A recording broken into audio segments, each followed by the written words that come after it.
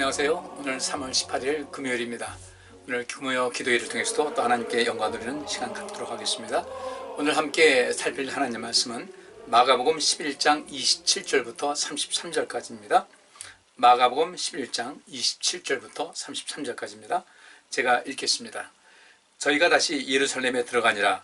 예수께서 성전에서 걸어다니실 때에 대제사장들과 서기관들과 장로들이 나와 가로되 무슨 권세로 이런 일을 하느냐? 누가 이런 일할 이 권세를 주었느냐? 예수께서 가라사대 나도 한 말을 너희에게 물으리니 대답하라. 그리하면 나도 무슨 권세로 이런 일을 하는지 이르리라. 요한의 세례가 하늘로서냐 사람에게로서냐? 내게 대답하라.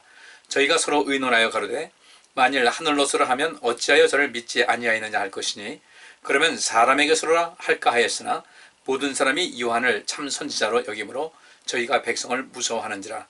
이에 예수께 대답하여 가로되 우리가 알지 못하노라 하니 예수께서 가라사대 나도 무슨 권세로 이런 일을 하는지 너희에게 이르지 아니하리라 하시니라. 아멘. 오늘 본문 있는 말씀 보면은 예수님께서 이제 그 예루살렘에 들어오셔서 아마 제 3일째 되는 날로 이렇게 보여집니다. 예수님께서 다시 이제 예루살렘으로 들어가셨어요. 아침이겠죠. 그리고 예수님께서 이제 성전에서 걸어 다니실 때에 성전들을 거닐고 계실 때에 제 대제사장과 율법학자와 장로들이 와서 가로되 무슨 권세로 이런 일을 하느냐? 누가 이런 일할 이 권세를 주었느냐고 이제 따지듯이 묻습니다. 그러니까 왜 예수님께서 이 성전에서 걸어 다니실 때에 그 대제사장들과 서기관들과 장로들이 왔을까? 그럼 여기 있는 대로요. 예수님께서 이 성전들을 걸어 다니시면서 무슨 일을 하셨겠어요? 여러분 잘 아시는 대로 지금 우리가 이제 마가복음 11장 또 10장 11장 이렇게 보고 있는데 예수님께서 성전 그 정화 작업을 하셨잖아요.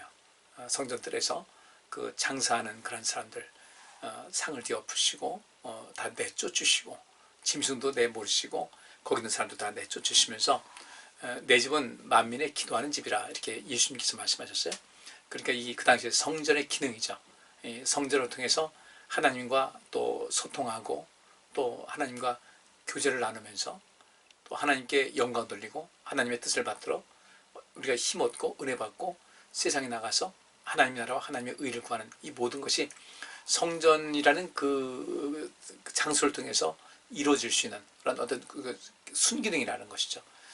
그런데 이 성전이 완전히 그 몇몇 권세 있는 사람들, 그러니까 이 유대인들, 이 예루살렘 이쪽은 유대인들에게 어떤 자치적인 활동을 할 수 있는 그런 것을 로마 정권이 부여했단 말이죠.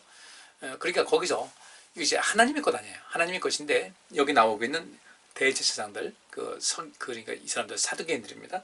그리고 서기관들과 장로들 나왔다. 서기관들은 뭐 바리새인 그 그룹이겠죠. 그 장로들, 뭐 그 이스라엘 백성들의 어떤 그 원로들 이런 사람들인데. 예수님께서 이 성전에서 걸어 다니신다는 것은 그냥 무슨 산책같이 걸어 다니신 것이 아니라 굉장히 그 어떤 그들에게 두려움을 줄 수 있고 또 그들의 이렇게 좀 위축이 되는 여기 있는 그 당시 종교 지도자들과 또 장사를 모였던 이런 사람들 위축하게 할 수 있는 위축시킬 수 있는 어떤 그 굉장한 카리스마 어떤 힘이 있었던 거예요. 그러니까 감히 예수님께서 그렇게 다 이런 일을 하셨을 때 여기서 이제 이 모든 것이 잘하는 그 모습이라고 좀 진작에 이런 일이 있었어야 했다고 이제 함께 공감하고 또 예수님과 협력하고 또 예수님이 하시는 그런 모든 일에서 찬성하는 이런 사람들이 많이 있다 보니까 그들이 또 감히 거기서 이 장사하는 것을 시작할 수가 없었던 것이죠. 그러니까 하루하루가 막 피말리는 시간이었을 겁니다. 예수님이요? 아니죠. 예수님은 이들이 다시금 이 성전을 더럽힐까봐 거기서 그것을 지키고 계신 겁니다. 지키고 그 다음에 그들의 그 강력한 어떤 힘을 가지고 내면의 힘이죠. 그들이 범접할 수 없는 어떤 굉장한 힘을 가지고 그들에게 또 경고를 주고 있고 또 그들에게 두려움을 주고 있고 그들에게 함부로 행동하지 못하게끔 예수님께서 성전을 걸어 다니신 거예요. 그러니까 이미 이 대제사장들과 서기관들과 장로들은 시간마다 피가 말리는 거죠. 왜냐하면 예수님께서 여기에 안 나타나시면 또 장사반 벌릴 텐데 시간이 돈인데 그리고 또 이 유월절이라는 것은 그 명절 지나면 유월절 지나서 무교절 지내는데 이 명절 지나게 되면 또 그런 자기들 돈벌이가 안 되는 것이니까 시간이 아주 입이 바짝바짝 타고 말이죠. 그리고 그중에 분노도 치솟고 또 뭐 긴장도 되고 조마조마하고 뭐 다급하고 별별 이런 마음이 다 들지 않았겠어요. 왜 그랬을까? 왜 필요 없는 그런 그 분노와 그 조급함과 그 입이 마르게 하는 그런 상태, 긴장하는 상태, 엄청난 스트레스를 받고 있는 것인데 무엇 때문에 그렇게 인생을 살아갈 필요가 있겠냐는 거죠. 그들이 그렇게 안 살아도 되잖아요. 대제사장이면 대제사장대로 이들은 그 풍요로운 계급이었습니다. 또 여기 서기관들, 장로들 그래요. 뭐 부족함이 없는 것이었어요. 오죽하면 여러분들 우리가 다 알고 있지만 이스라엘 백성들 이제 애굽에서 나와서 광해길을 행할 때 가나안 땅을 먼저 정탐하고 오자 그랬을 때 10명의 정탐꾼 보냈잖아요. 그 중에서 여호수아와 갈렙을 비롯해서 12명의 사람들이 갔는데 여호수아와 갈렙 외에 나머지 10사람들은 가지 말자고 했다고요. 무엇 때문에? 거기 가면 자기들 기득권을 잃어버릴까 봐 염려를 하는 거예요. 애굽에 가면 충분한 기득권을 누릴 수가 있는 거거든요. 자기들이 이미 거기 자리를 잡아놨기 때문에, 권세가 있기 때문에. 그래서 다른 이스라엘 백성들이 뭐 중노동에 또 이 노역에 이끌려가지고 죽든 말든 고통을 하든 말든 그들에게는 상관이 없었어요. 오로지 그 자기 배 채우는데 자기 주머니 채우고 자기 이익 챙기고 또 자기가 잘 되니까 자기 주변 사람들 또 이렇게 뭐 자기 집안들부터 시작해서 주변 사람들 해서 거기서 또 그 수입을 잡는 것도 있고 그렇게 해서 그저 천년만전 그냥 모든 것이 뭐 기분 좋게 지낼 수 있는 그런 것. 그러니 그게 하나님께서 기뻐하시는 것이겠어요? 이사야 선지자가 예언한 것을 예수님께서 이제 인용하시면서 주의 성령이 내게 임하셨으니 이는 가난한 자에게 복음을 전하게 하시려고 그랬어요. 그러면 이스라엘 백성들도 역시 마찬가지 리더 아닙니까? 이 리더라고 한다면 당연히 뭘 해야 되겠어요? 그 고통당하는 이스라엘 백성들 같은 백성들 아니에요. 그들 편에 서서 이제는 하나님께서 그 능력으로 이들을 이끌어내셔서 가나안 땅으로 간다 할 때는 자기들이 이제 그 자리에서 애굽에서 나왔기 때문에 얼마나 아쉬웠겠어요. 이 민수기를 보게 되면요. 그 앞에 리더 그룹 이들이 상당히 그 가는 것을 이 가나안 땅으로 가는 것에 대해서 불만이 많았죠. 가기 싫어했고 다시 돌이키려 하려고 뭐 이런저런 머리도 쓰고 그렇게 했는데 가난한 자에게 복음을 전하는 것이 이것이 성령 받은 사람들의 모습이거든요. 그럼 성령 누구에게 주겠어요? 진정한 리더예요. 어쨌든 성령 받지 못했던 뭐 받았던 이 이스라엘 백성들 그 애굽에 있을 때 그 각 지파에서의 어떤 수상되는 사람들 머리 되는 사람들이 있었다고 할 때 그들은 당연히 자기 민족 그 백성들 고통하는 데서 그들을 구원했어야 될 텐데 그들의 편이 되어주고 그들에게 안식처가 되어주고 자기 것만 챙기려고 하는 것이 아니라 자기 있는 것까지라도 해서 함께 나눌 수가 있어야 텐데 그들은 전혀 관심이 없었다고요. 그러니까 이 리더가 될 자격이 없는 거예요. 그리고 이제 가나안 땅 갔다 와서 정탐하고 와서 거짓 보고한 것 때문에 그들은 바로 죽임을 당하게 됩니다. 하나님께서 그들 용서 안 하셨어요.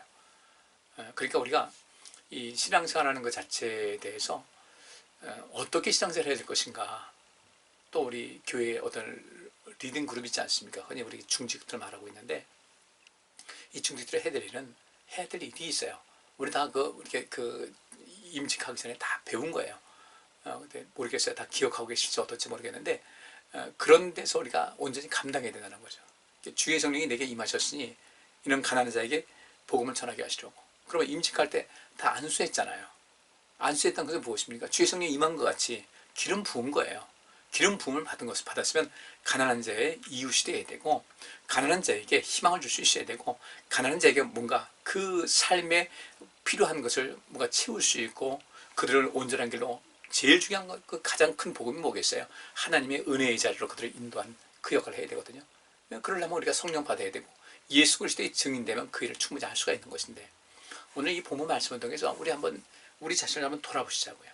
나는 과연 어떻게 나오고 있는가? 그러니까 예수님께서 그 어떤 뭐 완력으로 폭력으로 일을 한 것이 아니라 예수님께서 그 상을 다 뒤엎으시고 또 비둘기 파는 사람도 환자상도 다 내어주시고 짐승도 다 몰아내셨을 때 그들은 왜 꼼짝을 못했을까 봤을 때 그것이 정상이었다는 거예요.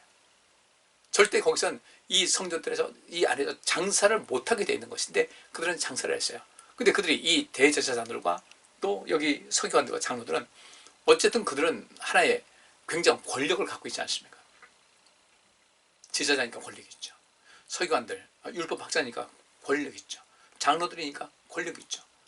근데 그 권력 가지고 쉽게 말하면 그게 주의 성령이 내게 임하신 것이나 그 하나님께서 어떤 직분을 통해서 대제사장들, 서기관들, 장로들은 그들이 그 이런 직분이 있고 어떤 힘 있는 자리에 있다고 한다면은 주의 성령이 임하시면 우리가 능력받지 않습니까? 그 능력이 임한 사람들이거든요.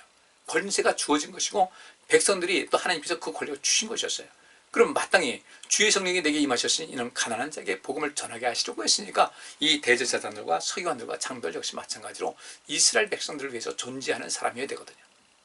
그러면 하나님께서 채워주시는데 근데 그들은 자기를 또 자기들 그룹만을 위해서 존재했지 여기서 오는 이스라엘 백성들 그 많은 유대인들 힘들어하는 그들에게 친구도 되어주지 않고 복음이 되지도 않고 복음으로서 뭔가 주어진 것, 그에게 전달하는 것이나 베푸는 것도 없고 그저 자기 배만 챙기기 바쁜 사람들이었어요.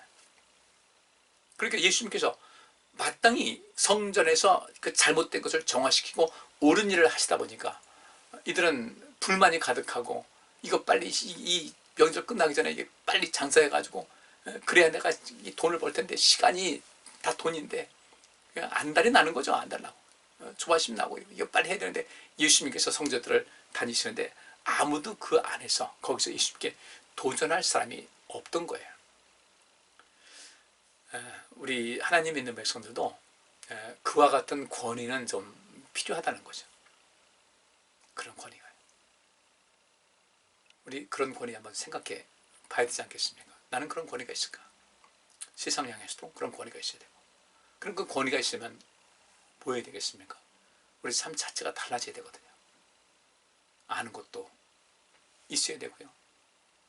내가 지식도 있어야 되고 지혜도 있어야 되고 어떤 능력도 있어야 되고 흔히 말하는 어떤 카리스마도 있어야 되고 그런 모든 것은 어디에서 주어지는가? 내게 주어진 모든 일을 온전히 행할 때 그 모든 권위가 사람들도 인정하게 되고 하나님께서 그런 사람들에게 성령을 주시고 능력을 주셔서 그 권위가 다른 사람들에게 짓밟히지 않게 한다는 겁니다. 근데 그 권위가 왜 상실됐는가? 여기 있는 대로 대제사장들, 서기관들, 장로들이요. 이미 이들에게 어떤 그 권력, 이 종교적인 면에서 권력이 주어졌으니까 이 백성들이 그냥 꼼짝없이 끌려다니긴 하지만은 하나님께서 인정 안 하시는 거예요. 예수님께서 이렇게 성전을 정화시킬 때 거기 있던 그런 모든 일반 평범한 사람들은 얼마나 속이 후련했겠어요. 맞아, 이것이 정상이야. 그들은 이 대제사장들과 서기관들과 장로들은 자기들이 잘못된 것을 알긴 알아요. 알긴 아는데 그게 인식하지 못한 거예요.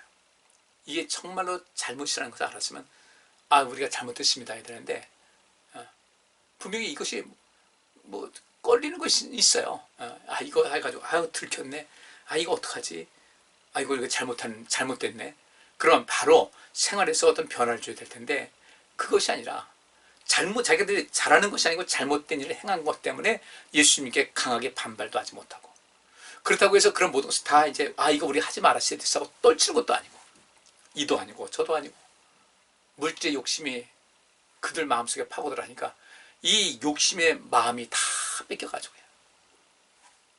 잘못된 것을 아는 것에 대해서도 뭐 이 정도인데 하면서 자기 자신을 합리화시킨다는 거죠. 그리고 저 예수라는 사람이 빨리 나가야 될 텐데 안 보여야 될 텐데 여지없이 그 다음날도 오셔가지고 성전을 다니시다 보니까 이런 두려움도 있고 미움도 있고 분한 것도 있고 조바심도 나고 이거 빨리 장을 열어야 되는데 어떡하나 이 속에서 어쩔 줄 몰라는 이런 모습을 한번 그려보세요. 그리고 혹시 나는 어떤 모습일까? 내가 신앙생활하면서 어떤 모습일까? 사실 오늘 이 본문에 있는 말씀은 우리가 생각할 부분이 상당히 많은 그런 내용이에요. 이 부분이요. 그리고 이게 이 내용을 우리 자신과 이렇게 대입을 시켜서 나는 어떤 삶을 살고 있는가를 우리가 좀 주의 깊게 살펴보셔야 됩니다. 그러니까 예수님께서 성전에서 이 성전들을 거닐고 계실 때 거기는 바로 다른 것이 아니라 이제 그동안 장사하는 사람들이 와가지고 장사를 하고 물건 사고 팔고 하면서 그들 때문에 이제 이 대제사장들과 서기관들과 장로들, 사두개인들, 뭐 바리새인들 마찬가지입니다. 다 거기서 자기 이권을 챙기고 있었죠. 하나님께 허락받지 않은 이권. 그것은 쉽게 말하면 폭력이었죠. 폭력. 이 사람들이 이제 한편으로 화도 나고, 그렇다고 해서 자기들이 떳떳하게 뭘 항의할 수도 있는 것도 아니고. 그러니까 이들이 이제 예수님 성전에서 성전들을 거닐고 계실 때 이 대제사장들, 서기관들, 그러니까 율법학자들과 장로들이 와서 28절 말씀은 이렇게 되어 있습니다. 가로되 무슨 권세로 이런 일을 하느냐? 누가 이런 일할 이 권세를 주었느냐고 이제 따지듯이 묻습니다. 예수님께서 기가 막히셨겠죠. 몰라서 묻냐. 그러니까 이겁니다. 이들은 이 일이 떳떳지는 않은 거예요. 떳떳하지는 않아요. 떳떳하지 않은데 이 일을 손을 놓지 못하는 거예요. 무엇 때문에? 우리 사람 이 돈에 대한 욕심이 그렇게 우리를 만드는 겁니다. 떳떳하지 않은 거예요. 이건 아닌데라고 생각을 하는 거예요. 그런데도 거기서 벗어나지 못해. 혹시 우리 자신이 그런 것은 아닌가 좀 돌아보셔야 돼요. 우리도 그런 것 아닌가. 여기 나는 아니라고 자신할 수 있는 분은 여기 없을 것 같아요. 저도 역시 마찬가지로. 그래서 우리가 하나님 말씀 배우는 거예요. 이 말씀 배우면서 우리 자신을 돌아보고 우리 자신을 또 돌이키고, 그래서 이 모든 말씀을 내게 반영을 해서 다시금 주님께서 원하시는 그런 삶으로 우리 자신을 이끌어가는 것이 우리가 해야 될 일이거든요. 그래서 우리가 이 말씀을 또 보는 겁니다. 그러니까 이들은 그 자기 자신들이 하는 일이 성전에서 장사를 해가지고 장사꾼들을 불러서 거기서 장사하게 하고 거기서 수수료 받고 자리세 받고 뭐 이런 그 가운데서 자기 이 어떤 이익권을 챙기는 것이 남들보다는 떳떳하지 못한 것이건 분명해요. 떳떳하지 못한 것인데도 불구하고 그 욕심이 이들의 마음을 사로잡으니까 잘못된 데서 발을 빼지 못하고 여기서 포기하지 못하는 거예요. 계속 눈치만 보는 거죠. 저 예수라는 사람 빨리 사라지고 또 왔네. 대목 끝날 날이 며칠 안 남았는데 이게 뭐야 이거. 저 어떻게 하면 좋지? 그래서 결국은 그런 모든 인간적인 생각이 계속해서 눈덩이처럼 굴러가면서 결론은 뭐냐면 저 예수를 죽이자는 것으로 이제 결론이 나게 되는 거예요. 여러분들 우리가 굉장히 참 아주 심각한 것이죠. 그래서 여기 있는 대로 욕심이 있다면 죄를 낳고 죄가 커지면 사망을 낳는다는 그 말대로 아주 여기 있는 내용이 똑같은 내용이 거기서 나오게 되는 겁니다. 그러니까 우리는 이것을 한번 좀 주의 깊게 살펴보시고 어떻게 해야 될까를 관심 있게 보셔야 돼요. 그래야 우리가 사니까. 우리가 이 말씀을 왜 살핍니까? 내가 살자는 것이죠. 죽으면 안 되는 거예요. 근데 이 대제사장들과 율법학자들, 장로들은요 돌이키지를 않았어요. 돌이키지 않고 그렇게 자기들한테 쓴소리지만 사실 그 약이었거든요. 그래야 주님께서 가르치신 대로 살아야 이들이 영원히 살게 되는데 이들은 자기 영혼, 그 돈 채워가지고 잠시 잠깐 오는 그 돈이 오고 어떤 이익을 챙기고 그래서 오는 그 어떤 육신적인 즐거움을 영원히 살 수 있는 어떤 영원한 생명과 바꿔버린 거예요. 우리 절대 이런 어리석은 일을 하지 말아야 된다는 거죠. 성경에는 우리 예수님께서 이 말씀하셨지만 이스라엘 백성들 그 과거 역사에 보면 이런 기록이 또 있어요. 이와 유사한 것이 있는데 민수기 16장 1절부터 3절에 보면 이런 말씀이 있습니다. 레위의 증손 고핫의 손자 이스라엘의 아들 고라와 루벤 자손 엘리압의 아들 다단과 아비람과 벨렛의 아들 온이 당을 짓고, 그러니까 고라와 또 다단과 온, 이 세 사람입니다. 잘 아시는 내용이에요. 고라와 그 다음에 다단과 그 다음에 온이라는 사람이 당을 지었어요. 그리고 이스라엘 자손 총회에 택함을 받은 자고 회중에 유명한 어떤 족장 250인과 함께 일어나서 모세를 거스리니라. 그들이 모여서 모세와 아론을 거스려 그들에게 이르되 너희가 분수에 지나도다. 회중에 다 각각 거룩하고 여호와께서도 그들 중에 계시거늘 너희가 어찌하여 여호와의 총회 위에 스스로 높이느냐.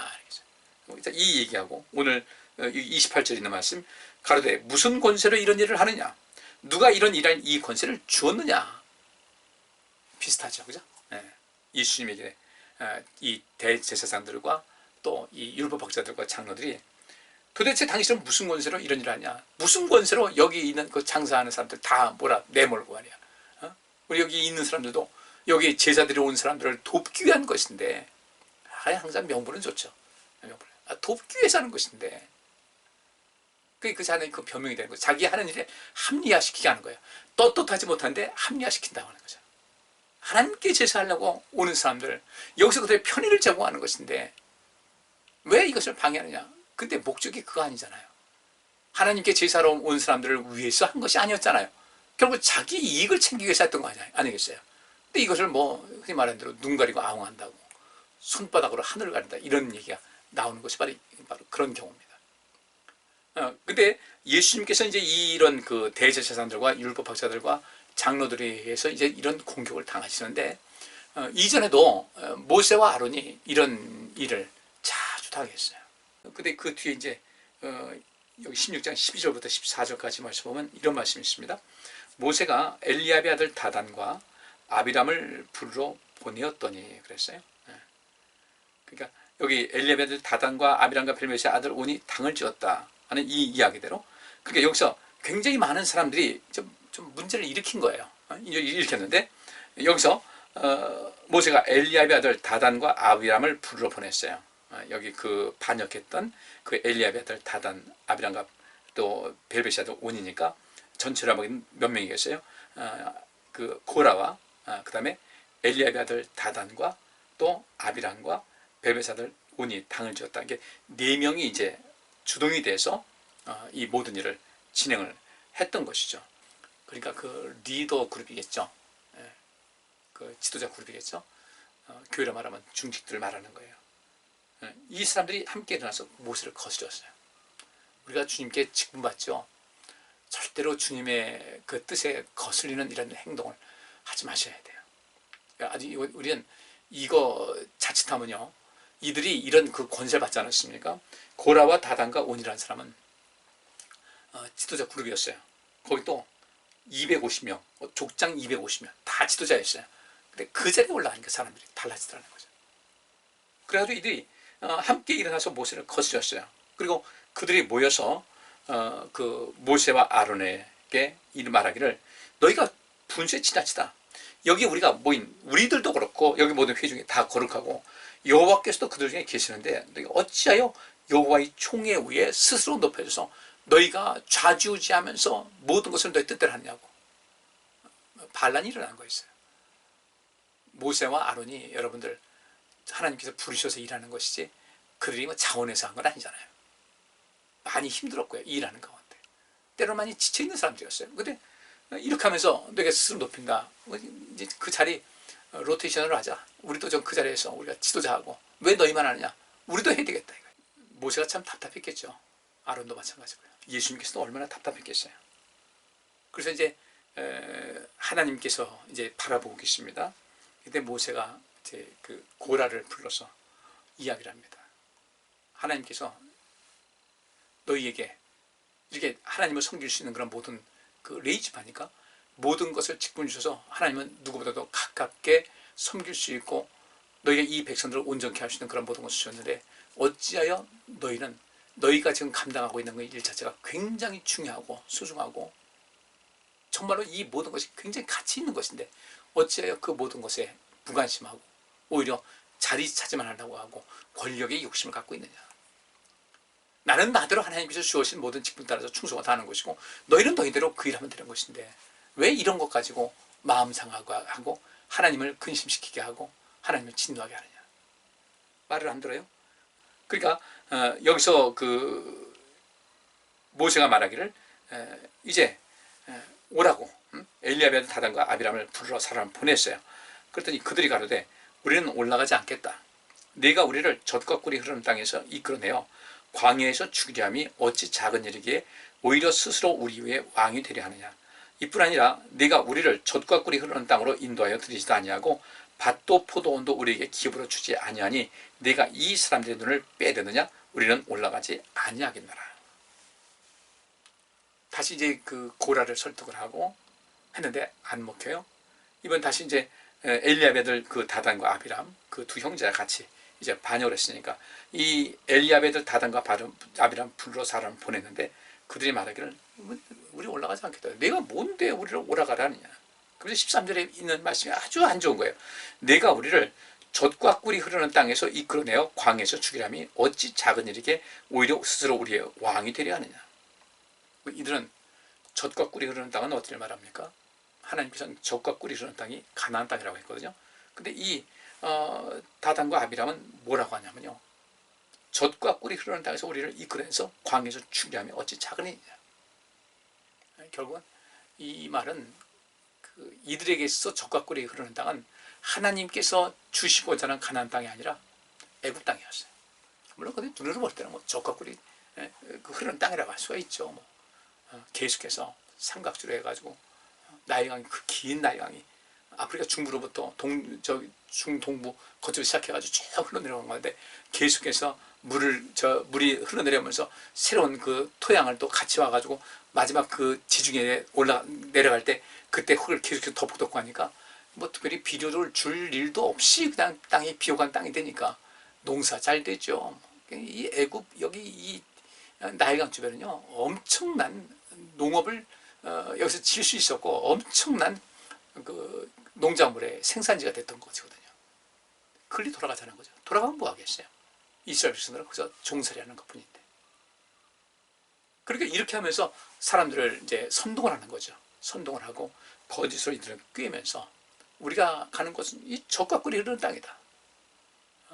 저 모세가 말하는 건 하나님께서 시켰다고 하면서, 그렇죠. 하나님께서 이 젖과 꿀이 흐르는 땅, 가나안 땅 그렇게 말했는데 하나님께서 모세에게 말씀하셔서 모세는 전할 뿐인데 이 사람들은 그 모세의 말을 믿지 않은 거예요. 가나안 땅 가면 죽는다. 절대로 젖과 꿀이 흐르지 않는다. 애굽에 우리가 다 보지 않았느냐. 그 농경지에서 그 엄청난 곡식 이루고 적어도 우리 거기 가면 먹고 사는 것은 걱정하지 않겠냐. 않지 않았냐. 하나님께서는 그걸로 만족하는 거 아니잖아요. 그보다 더한 걸 주시려고 하는데 세상에 하나님께서 정하셔서 가라고 했던 그 땅을, 젖과 꿀이 흐르는 땅이 바로 가나안 땅인데 이들은 말하기를 거기 가면 우리가 죽는다 이거죠. 그게 뭐라고 합니까? 13절 내가 우리를 젖과 꿀이 흐르는 땅에서 이끌어내어 광야에서 죽이려면 어찌 작은 일이냐. 이 가나안 땅 가면 죽는다는 거예요. 가나안 땅은. 그럼 이미 10명의 정탐꾼이 그 잘못된 보고를 해가지고 그렇게 엄청난 사람들이 그 10명의 정탐꾼 다 죽고 그 다음에 많은 사람들이 죽기도 하고 있는데 얼마 가지 않아서 또 이런 일이 벌어지는 거예요. 계속해서 이렇게 뭐 되풀이되고 죽을 일을 계속해서 행하는 겁니다.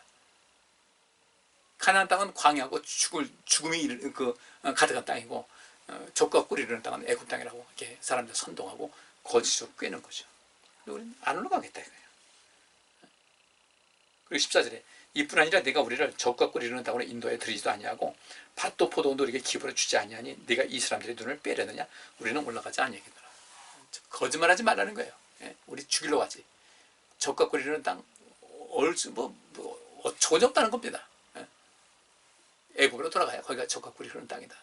이러면서 하나님을 계속해서 거역을 하죠. 결국 어떻게 됐습니까? 고라와 다단과 아비람과 온 다 죽었어요. 영순위로 죽었어요. 그런데 이런 일이 예수님 당시에도 있다는 얘기죠. 문제는 뭔지 아세요? 이들이 자기들이 하는 일이 잘못된 것인지는 생각으로는 아는데 그냥 스쳐 지나는 생각이 돼.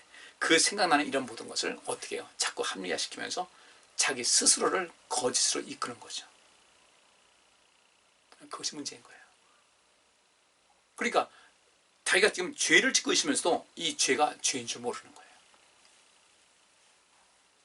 잘못된 것을 몰라요.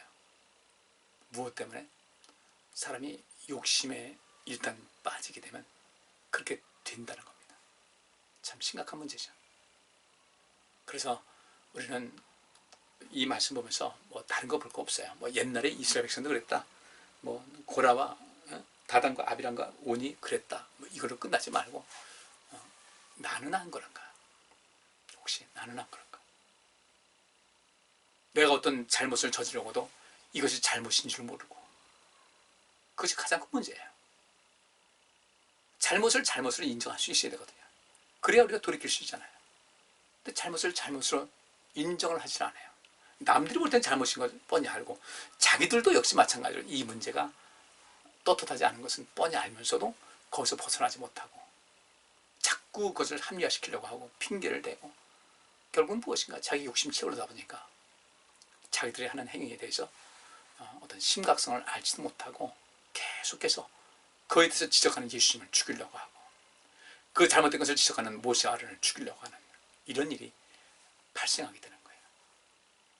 그래서 우리도 좀 우리 자신을 좀 잘 돌아보셔야 됩니다. 내가 지금 하고 있는 생각과 내 행동과 지금 내 신앙생활하는 이런 모든 스타일이 정말 이게 옳은 것인지 그런 것인지를 먼저 알아야 되고요. 그리고 이것이 옳지 않다고 할 때는 빨리 돌이켜야죠.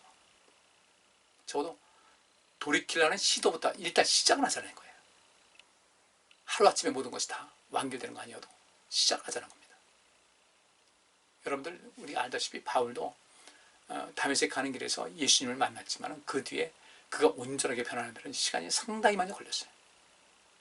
그래서 지금 여기서부터 시작하자는 겁니다.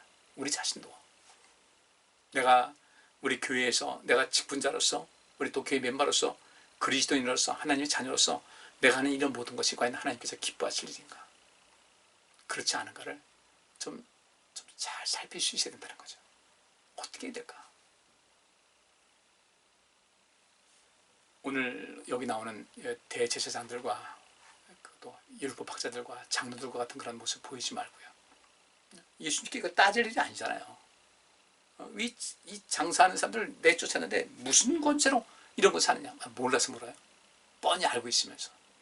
자기들이 당당했으면 그 다음날 예수님에서 맞서가지고 왜 그러냐고 싸우고서 내쫓고 할 텐데 지금 이 대제사장들과 이 율법학자들과 또 이 장로들은요.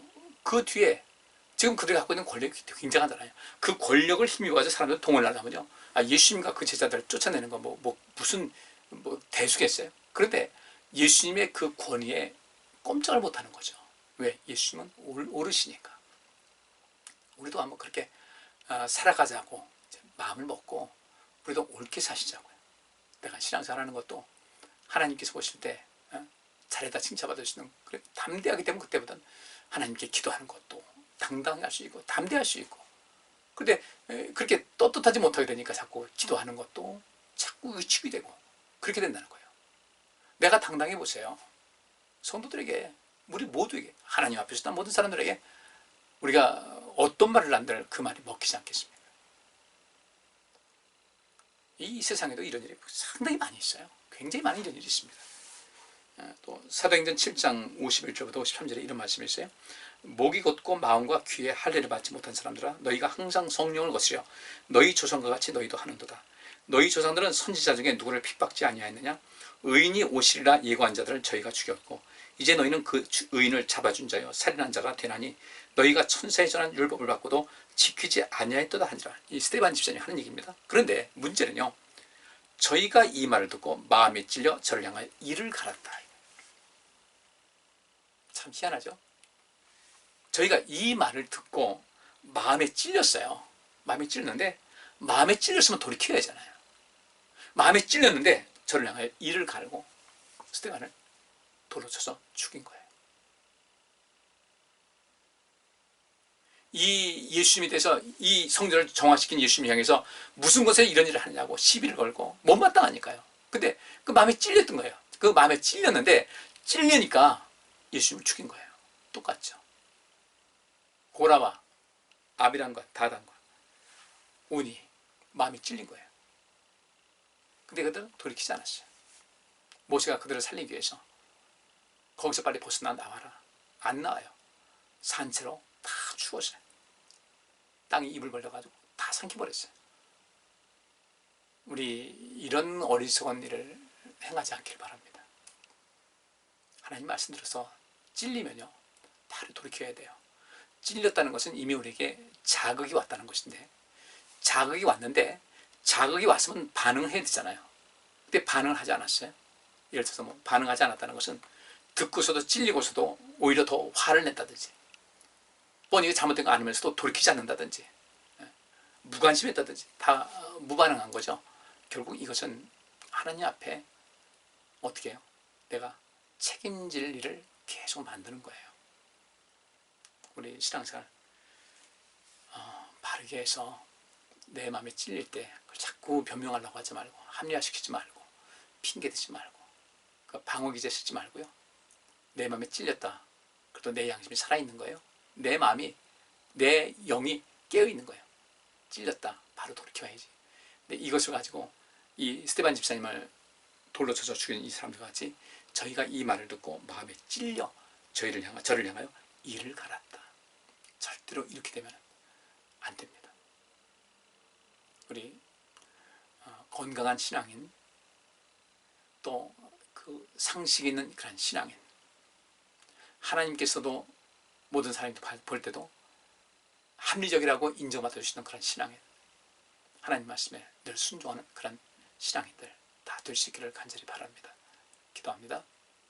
주님, 저희들 우리 자신을 온전하게 돌아보게 하시고 주님께서 행하신 그런 모든 일을 우리가 따르고 순응하고, 말씀 들을 때 마음이 찔린다면 그 찔린 이 모든 것이 내게 약인 것을 믿고 찔린 이 모든 것을 우리가 반영을 해서 바른 길을 가게 하여 주옵소서. 예수 그리스도 이름으로 기도하옵나이다.